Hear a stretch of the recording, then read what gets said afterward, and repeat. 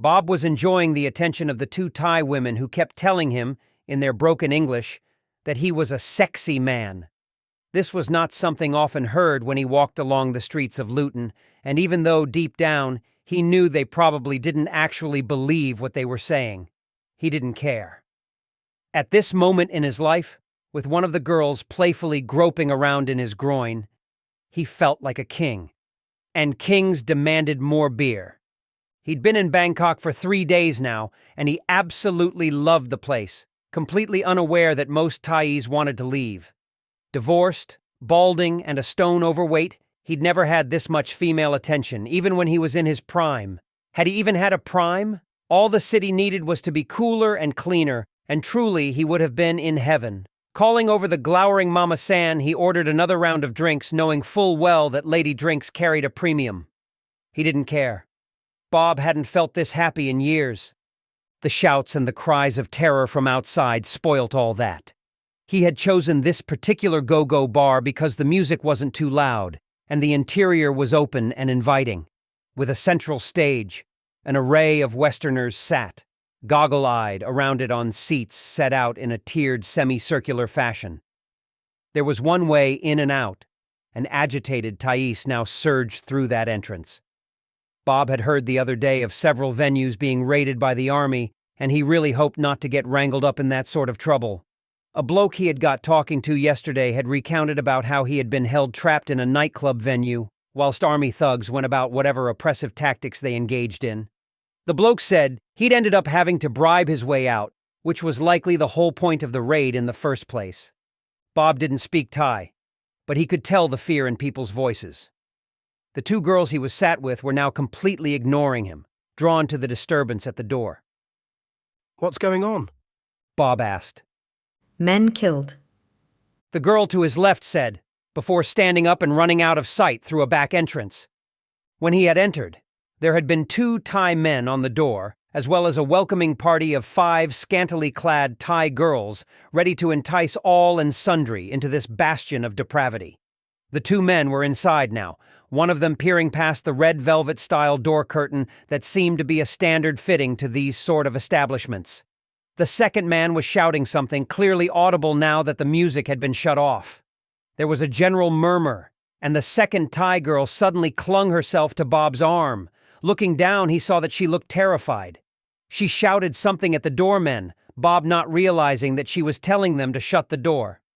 The Chinese whispers about what was spreading down the narrow alley towards them were running rampant throughout the establishment.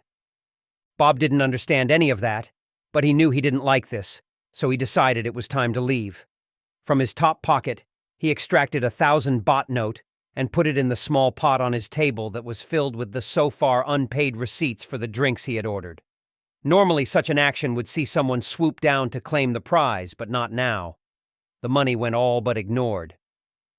"No, you no go." A girl pleaded as he tried to stand. She gave it her best to pull him back down, but despite being overweight, he was big and had at least 100 pounds on her. Detaching himself from her limpet-like grasp, he staggered forwards and surged towards the exit where the door was now being closed. "Let me out," Bob demanded in a voice infused with alcohol-induced courage. He was not a brave man, and he knew better than to start a fight with any Thai, male or female. But fear can be a powerful motivator, and despite the protests, he managed to wrestle his way to the door which, fortunately for him, opened outwards. Through pure momentum and weight, Bob was propelled into the chaos of Soy Cowboy.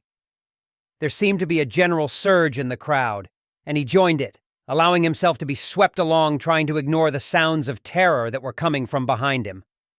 Bob went with the multitudes, not understanding what was going on, but just knowing he needed to move. More Westerners like him were fleeing, the establishments he passed being caught up in the rumor mill. Someone tripped and fell in front of him, but the crowd pushed him along before he could stoop down to help her. Not that he had any intention to, self-preservation now being his #1 driver. He was in a strange city, in a land with strange laws, and he needed the relative safety of his hotel room. Behind him, someone stepped on the fallen woman's neck, crushing her hyoid bone, sending her to death by asphyxiation as her throat swelled up. As she was infected, It would be mere moments before she converted, her teeth finding the legs of those running around her. Making it to the end of the alleyway, Bob merged into relative sanity, the people here still strangely naive to the reality of what was coming. Heart racing and out of breath, Bob slowed, constantly looking over his shoulder to try and spot the apparent terrors that were chasing him. What the hell had that been all about? Whilst the panicked mob still spilled out of Soy Cowboy, most of the people around him seemed oblivious. A vendor tried to sell him one of a large selection of fake watches, and Bob shooed him away. In the air, he felt the anxiety grow again, and he picked up the pace to a fast walk. He wasn't used to running, but fortunately, his hotel was less than 10 meters away. Bob would make it to his hotel room, but he would never again walk the pavements of his beloved Bangkok. Days later, with the streets owned by the flesh-eaters, the power out and the water to his room no longer flowing, he would be forced from his refuge due to hunger and thirst. There, in the corridor outside his room, he would find that it was not only the streets that were crawling with the undead,